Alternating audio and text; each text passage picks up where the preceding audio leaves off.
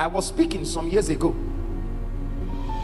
in a conference that comprised majorly of youths and then some teenagers in secondary schools were there.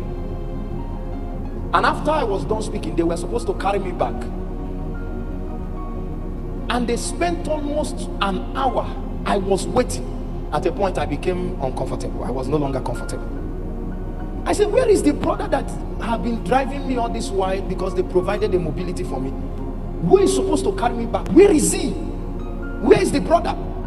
They said, sorry sir, he's one of the core leaders, and there is an emergency meeting that sparked from this visitation that came this afternoon. The hand of the Lord was lowered for us that afternoon. A strong visitation was in the house. Now listen before I come back to this.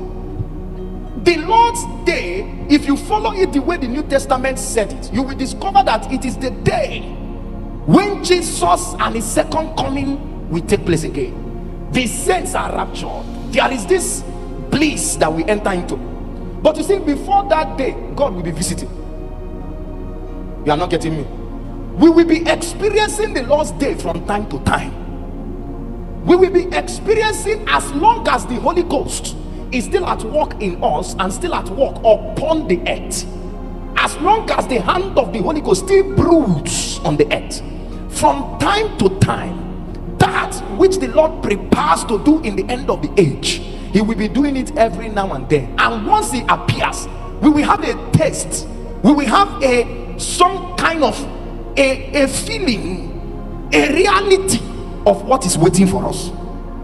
So every now and then, Jehovah will be visiting. He will be opening a day, and that day is not Monday, it's not Tuesday, it's not Wednesday, it's not Thursday, it's not Friday, it's not Saturday, it's not Sunday. It is an atmosphere. You just have to know when an atmosphere drops, and this is the day of the Lord.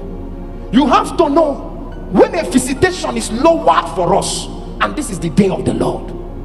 There was a visitation that day after that meeting. Oh my God, there was a visitation. People received different kind of things, but there was a case on ground, and that kept the brother that was supposed to drop me, he kept him waiting for long. When he finally came, almost an hour if not more, I said, brother, what happened? He said, man of God, sorry, we just had to handle this. I even nearly forgot because of the intensity of the matter that you were waiting for me. I said, what happened? He said, the regional coordinator, are you still following me? The regional coordinator, regional prayer coordinator of all the teenage people that were there, that as the meeting finished, a young damsel ran to the leaders, elders. A lot of things was happening in the hall, so myself thought maybe it was part of the move of the spirit. The young girl could not take it again. She ran and blocked the leaders where they were sitting and said, call a meeting now if you want my soul to live. Call a meeting now if you want my soul to live. And when you call prayer coordinator. When you call prayer coordinator. Call a meeting now if you want my soul to live. They said it's okay, we will call. They called the meeting, they called prayer coordinator. This young girl is the daughter of a bishop. He said, I just want to confess that I've taken out about 3 babies for the prayer coordinator. He's a girl in SS2, SS2, SS3. Many a times when we go on holiday, when we go on things, when we go on break, it is his house. And the day of the Lord became a reproach for this brother. I pray that when God descends and is putting mercy in the hand of men, in your own hands, may he not put judgment. Very quickly you must discover that whatever you see crawling around your life like a serpent is a trap. We must judge this wickedness before he appears. Oh, you are not hearing what I'm saying. Very quickly we must treat this thing like a cancer. Any adulteration you see in your soul, anything you see in your spirit, no matter how small it is, no matter how it's looking as if it's not serious yet, attack it now, because we cannot tell the day that he cometh. No man can tell. It's not Tuesday, no calendar can record it. The day of the Lord can happen. In fact, Jesus was speaking concerning it. He said, When you see the atmosphere, when you see the cloud lower, you know that it shall rain. He said that's how it will be. In another scripture, he said, as a thief cometh in the night. What I'm saying is that the day they will wipe the tears in your eyes, you may not even know that it may be an hour from here. That's why the Lord's day must not meet you in a condition where God has wickedness to judge. It's a crowd. It's a crowd. What was joy? What was impartation? What was glory in the entire meeting for this brother became a day of reproach. And I was interested. They got to where we are going and I couldn't come down. I said, brother, oh, my heart pains me. 3 babies, SS3 girl. He said, yes, sir. I said, what did the brother say? He said the brother fell down there. As soon as they called up the matter, the brother fell down there. I have seen that there are people who are not wicked, but they allowed wickedness. There are people who are in certain things. They are not very happy and joyous and comfortable, but they have also allowed it. The hard cry, the steps that they should make to break their soul and cry, they have not cried. They have not resisted unto blood. Listen to me, because I'm about to leave this point. The brother fell down and wept and said yes, and she's not the only one. Hi. Oh my God, oh my God, oh my God. And some of the brethren looked at him and called him his name and said, bro, how did you allow this thing come to this point? He said, every time I try to Satan, it shall not be well with the devil. You don't like what I'm telling you this evening, no? One of my brothers told me, he said that he was trapped in something, and one day the Spirit of God came and was poking you. At times when the Holy Ghost is poking you like that, a visitation is on the way. God wants you to sort something out quickly, so that if he comes, everything he has prepared for you, none will be missing. Because the nature of God must judge wickedness, no matter how he likes you.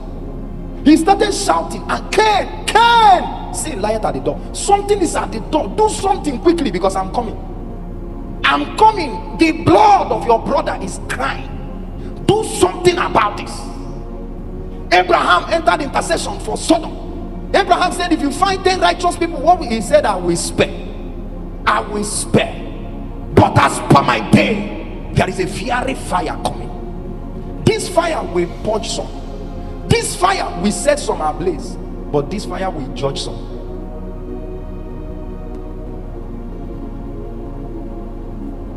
The brother said to me, sir, that when the Holy Ghost began to push him, he is too. He came one day to a brother to tell the brother what his life has been going through, what has been happening in his life. He needed to open it up. He needed someone to come in. He needed God to help him on the matter. So he came to a brother. As soon as he arrived at the brother's house, the brother shouted from the door, "Thou man of God! Brother, when I see you, I see that there is hope for the church." He said, he said, brother, let's discuss some spiritual things. He left while he came. It took another 3 months for that grace to reappear. When you see grace, hold it well. Anything you have the nudge and the grace to do this night, my brother, grab it with everything in you, because by morning you may be looking for it. Grace is a very sensitive commodity. When you see it, hold it.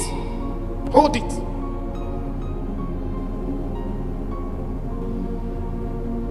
It took another 3 months. He summoned the courage again. I hope you know it takes courage. It takes a lot of courage. And he was positioned.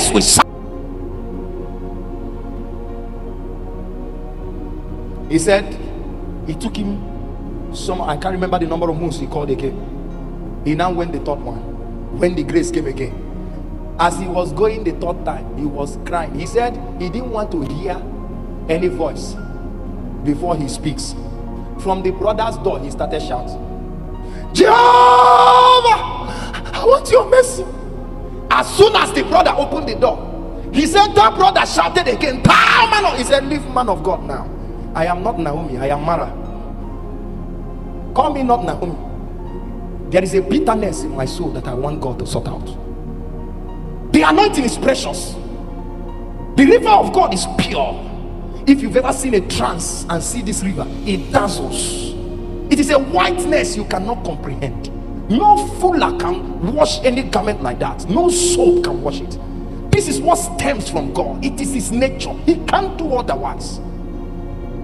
This story is a sobering reminder that no one is above temptation. It doesn't matter whether you're a pastor's child, a choir member, a prayer coordinator, a worker in church, or someone who's been around the things of God for many years. What preserves a person is not their title or position, but their daily walk with God and their commitment to holiness.